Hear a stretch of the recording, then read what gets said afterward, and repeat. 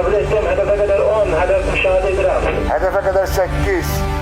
Atışa icazə var.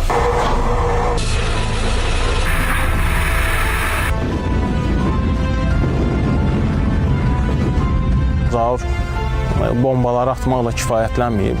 Təyyarəsini bura sağ-salamat gətirməyəcəyinə əmin olduqdan sonra təyyarə ilə də, yəni təyyarənin düşəcəyini bilib və təyyarə də boşa getməsin deyənə düşmən mövqeyinə çırparaq, artilleriya mövqeyinə çırparaq onlara böyük ciddi xəsarət yetirib. 701 zəfərəm. Təcili sol dönüşdən çıxış eləsin. Sol dönüşlə çıxış, kurs 60. Hədəf ekranlar itdi. 701 zəfərəm. Quru qoşunları məlumat verir. Düşmənin zenit raket qüvvələri bizim Su-25-ə atəş açdılar. Biz bir təyyarəçimizi itirdik.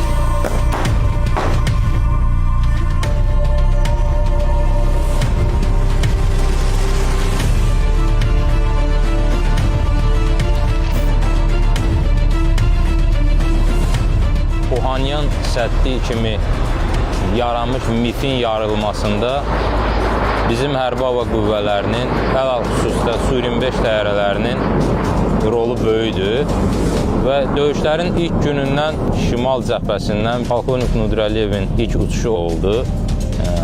Ondan sonra Ağdərə istiqamətində, Cəbrayıl istiqamətində, Nüzgar kəndi istiqamətində, Kənd Horadiz istiqamətində Polkovnik Nudraliyevin də uçuş yerinə yetirdiyini xatırlayıram.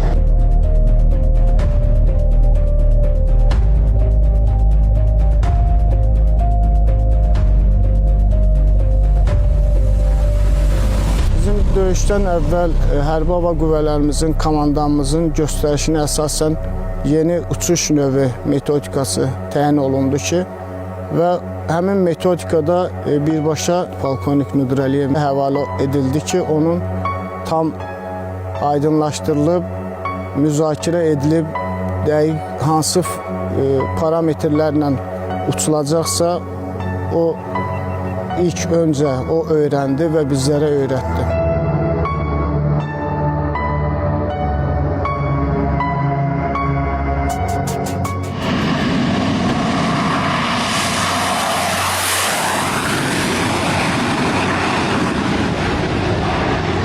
Deyirdi ki, mən hər kəsdən böyüyəm, rütbədə də, vəzifədə də mən böyüyəm. Ona görə mən hər kəsdən birinci, ən öndə mən özüm getməliyəm uçuşa və hər kəsdən çox döyüş uçuşu yerinə yetirmək istəyi var idi. Onun qorxmazlığı, şücaəti, cəsarəti əvəz olunmaz idi, o göz qabağında idi. İnsan zərrə qədər də olsa döyüşdən qorxusu yox idi.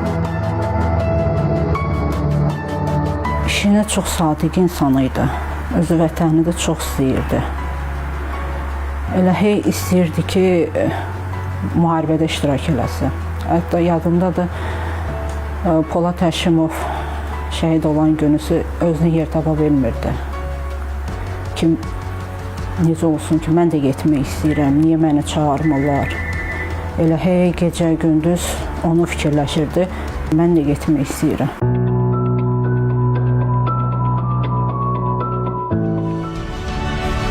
Sonuncu uçuşa gedəndə dönüb mənə baxıb gülməyi hələ də gözümün önündədir.